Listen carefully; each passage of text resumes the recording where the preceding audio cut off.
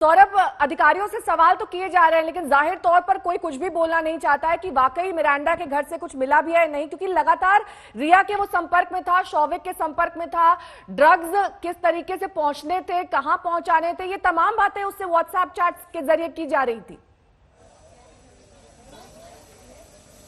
बिल्कुल बिल्कुल, क्योंकि देखिए एक पर्टिकुलर व्हाट्सएप ग्रुप बना था जिसके अंदर शौविक चक्रवर्ती, सैमुअल मिरांडा वो चैट्स कर रहे थे, वो एक सब्सटेंस की बात कर रहे थे कि उसको प्रोक्योर करना है और इसी को लेकर जांच चल रही है। सुशांत के परिवार ने एक बड़ा आरोप लगाया है कि उसे एक तरीके का सब्सटेंस दिया जाता था जिसके बारे में सुशांत को नहीं पता था और उसकी वजह से ही उसकी जान गई है। तो ये बहुत महत्वपूर्ण हो जाता है कि वो सब्सटेंस क्या था और सैमुअल मिरांडा वो जो सब्सटेंस प्रोक्योर कर रहा था कहां से प्रोक्योर कर रहा था, और ये बहुत ही बड़ा ड्रग का नेक्सस है जिसके बारे में एनसीबी अभी जांच करी है। 2 घंटे से ज्यादा का समय बीत चुका है, तमाम जो अधिकारी है अभी भी अंदर मौजूद है। कुछ अधिकारी कुछ दस्तावेज लेके बाहर जरूर निकले थे लेकिन उन्होंने कैमरे पर बात करने से मना कर दिया। लेकिन फिलहाल जो उनका कहना है ठीक है, वहां से कुछ हासिल नहीं हुआ, कैमरे पर कुछ भी बोलने से अधिकारियों ने मना कर दिया। अरविंद ओझा हमारे संवाददाता इस वक्त तमाम जानकारी के साथ हमारे साथ जुड़ गए हैं। अरविंद, क्या रिया के घर से या फिर शौविक की कार से कोई भी बरामदगी, क्योंकि शम्स जिस तरीके से बता रहे थे ये रेड नहीं दरअसल एक सर्च ऑपरेशन है, ये जानने और पता लगाने की कोशिश की जा रही है कि इतने दिन बाद भी क्या लैपटॉप्स या फिर किसी और सामान में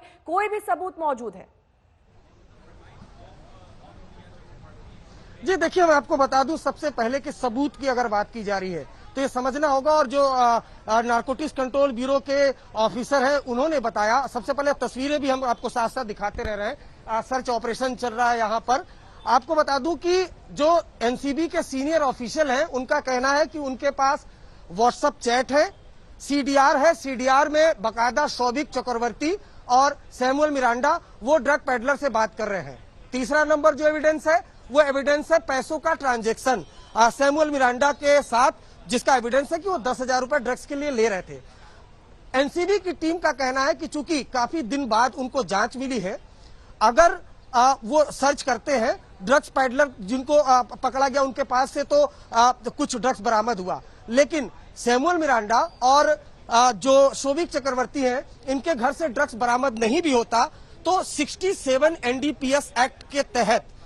पुलिस में आप 161 का बयान देते हैं जो कोर्ट में मान्य नहीं होता, लेकिन 67 एनडीपीएस एक्ट में अगर कोई बयान देता है किसी के खिलाफ तो वो कोर्ट में एडमिसेबल होता है, वो कोर्ट में मान्य होता है। और कम से कम अगर कोई सबूत नहीं भी मिलता है तो कम से कम 1 साल की सजा उस बयान पर हो सकती है, ये आपको समझना होगा। लेकिन जो नारकोटिक्स कंट्रोल ब्यूरो की टीम है वो पूरा एफर्ट लगा रही है कि कुछ एविडेंस मिले। शायद यही वजह है कि शौविक और सैमुअल मिरांडा को सम्मन भेजने की बजाय, चूंकि कोई भी आरोपी ये प्रिडिक्ट कर रहा होगा, प्रत्याशित होगा कि कोई भी एजेंसी उसको जैसे सीबीआई सम्मन देकर बुला रही है, जैसे ईडी सम्मन देकर बुला रही है, नारकोटिक्स कंट्रोल ब्यूरो की टीम सम्मन देकर बुलाएगी। लेकिन सरप्राइज सर्च ऑपरेशन चलाते हुए एनसीबी की टीम ने एक साथ 2 जगह पर धावा भेजा। सर्च किया गया ताकि जो अलग अलग धाराएं हैं वो लगाई जा सके अगर वहां पर सर्च ऑपरेशन में कुछ पाया जाता है। मेरे सहयोगी शम्स ताहिर खान इस वक्त हमारे साथ जुड़ गए हैं। शम्स, आपसे समझना चाहेंगे, शुरुआत में मुंबई पुलिस ने जांच की, उसके बाद ईडी ने क्वेश्चनिंग की, फिर उसके बाद सीबीआई इस पूरी पिक्चर में आ गया, अब एनसीबी एक्टिव हुआ है। एनसीबी ने आज सुबह से ही सर्च ऑपरेशन किया है, लेकिन यह मामला शुरू हुआ था सुशांत सिंह राजपूत की मौत से। सुसाइड है या फिर मर्डर है, ये ड्रग्स एंगल उसमें बाद में आके जुड़ गया। ये इस पूरे मामले से किस तरीके से अहम होता जा रहा है, क्योंकि ये अब एनसीबी के अंडर आता है और अगर एनसीबी को कुछ मिलता भी है इस पूरे सर्च ऑपरेशन में, जांच में, तो ये सीधे तौर पर सुसाइड या फिर मर्डर से तो रिलेटेड है नहीं। यहाँ पे 2 चीजें हैं, एक सुशांत की मौत किस वजह से हुई, एक तो पहली चीज अभी तक यही क्लियर नहीं है कि खुदकुशी है या कत्ल है, दूसरा इसमें उनकी बीमारी का क्या रोल, और तीसरा ड्रग्स यहाँ पे आता है कि क्या सुशांत ड्रग्स लेते थे या उन्हें ड्रग्स दिया जाता था। अगर उनकी मौत का कोई कनेक्शन इन दोनों से जुड़ता है तो ये जो एनसीबी जांच कर रही है ये सीबीआई की जांच में बहुत ही मददगार साबित होगी। तो ये इसीलिए ड्रग्स का एंगल इसमें बहुत इंपॉर्टेंट रखता है। लेकिन अभी तक की जो मेरी जानकारी है वो मैं आपको बताऊं कि इस वक्त जो सर्च ऑपरेशन चल रहा है शौविक के घर पर, खासतौर पर मैं बार बार कह रहा हूं शौविक, इसकी वजह यह है कि एक बासित नाम के शख्स को एनसीबी ने उठाया,